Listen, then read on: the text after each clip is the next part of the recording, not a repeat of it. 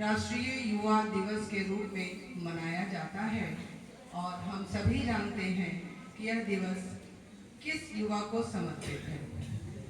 आप सबको मालूम है आज हमारे चीर युवा स्वामी विवेकानंद जी का जन्मदिन है और इस अवसर को हम लोगों ने भारत सरकार ने युवा दिवस के रूप में मनाने का संकल्प किया है। युवा दिवस मनाने की आवश्यकता क्यों पड़ी, यह भी एक बहुत ही गंभीर प्रश्न है। युवाओं का दिवस तो हर दिन होता है, फिर किसी खास दिन को युवा दिवस मनाने की आवश्यकता क्यों पड़ी? आवश्यकता कब होती है? जब हमें कुछ कमी महसूस होती है। निश्चित रूप से हमारे युवा अपने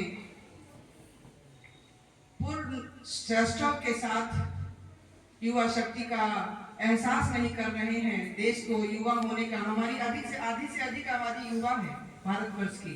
यह पूरे विश्व में एक रिकॉर्ड है कि भारत की आधी से अधिक आबादी युवा है और इतने युवाओं के देश में भी जब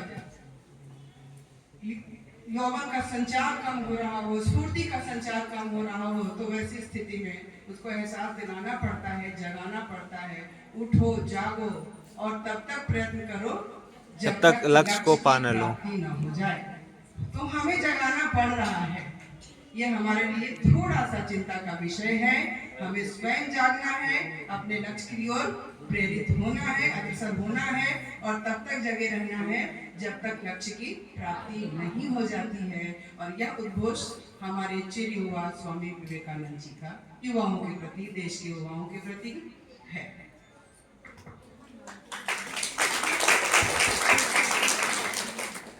विवेकानंद जी के जीवन से तो हम सभी बहुत से प्रेरणास्पद बातें हम सभी जानते हैं, हमारी छात्राएं भी जानती हैं, लेकिन एक बेहद मार्मिक प्रसंग जो मुझे बहुत झकझोर गया और उन्होंने जो छात्रों को अपील की है राष्ट्रीय चरित्र के निर्माण की।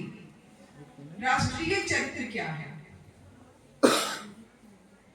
जहां आपकी पहचान हो, आपका कोई व्यवहार आपके देश की, कहीं आप विश्व के किसी भी कोने में हो और आप अपने व्यवहार से सामने वाले का ध्यान आकृष्ट करें कि यह व्यक्ति भारतीय है, ऐसा चरित्र का जब हम प्रदर्शन करते हैं तो यह राष्ट्रीय चरित्र है। और हमारे देश के युवा जिस भी कोने में जाते हैं और एक राष्ट्रीय चरित्र का प्रदर्शन जब होता है तो हमारे देश की पहचान बन जाती है।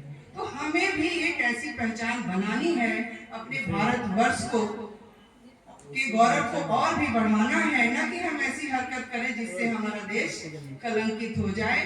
आज हम एक अच्छे राजनेता हमारे सामने हमारे अभी हैं जो विश्व भर में तमाम बंदिशों के बावजूद एक बहुत बड़ा सशक्त राष्ट्र हमारे पीछे पड़ा है, फिर भी वो अडिग हैं, अपने लक्ष्य पर स्थिर है और किसी से डर नहीं। तो ऐसा चरित्र हम भी बनाए, बात बात पर डरे नहीं, किसी की झिड़कियों में आए नहीं और इतना अधिक आत्मनिर्भर बने कि कोई हमें आंख नहीं दिखा सके। आज कहीं एक अजीत डाभोल का एक स्टेटमेंट है कि अपने को इतना सशक्त बनाओ, इतना मजबूत बनाओ कि कोई तुम्हें आंख न दिखा सके।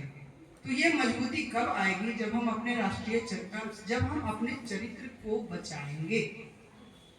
आज बड़ी चिंता का विषय है कि हमारे युवा कुछ गलत प्रवृत्तियों में लीन हो रहे हैं, जिससे उनके चरित्र का हनन हो रहा है। हमारे यहाँ हनुमान जी की पूजा की जाती है, ब्रह्मचर्य, अखंड ब्रह्मचर्य, और ब्रह्मचर्य में बड़ी शक्ति है।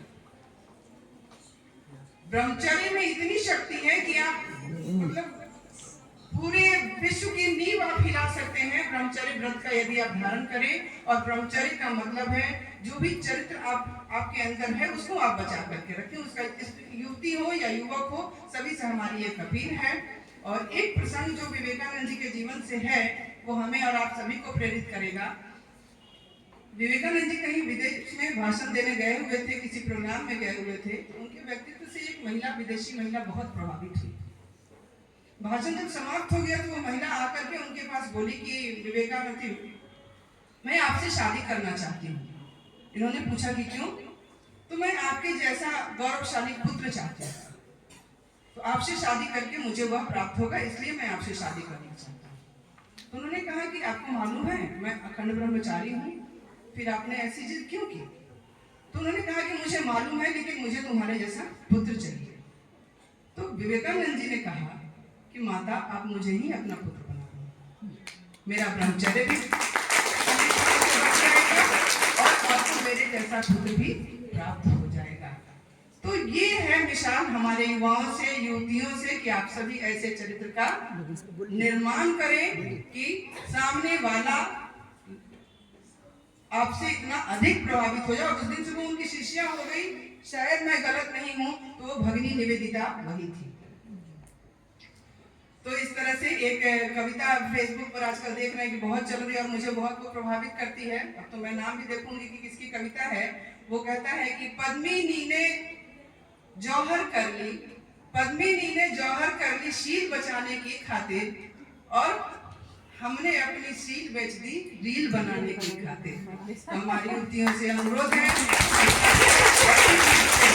राष्ट्रीय चरित्र के निर्माण में अपना योगदान दे, अपने चरित्र को बनाए, रानी अहिल्याबाई, रानी लक्ष्मीबाई और पद्मिनी बने, न कि ये रील बनाने वाली युवती कुछ कुछ बोल करके। तो इस तरह से हमारा राष्ट्रीय चरित्र अहिल्याबाई है, हमारा चरित्र, हमारी युवतियों का चरित्र क्या बनना है?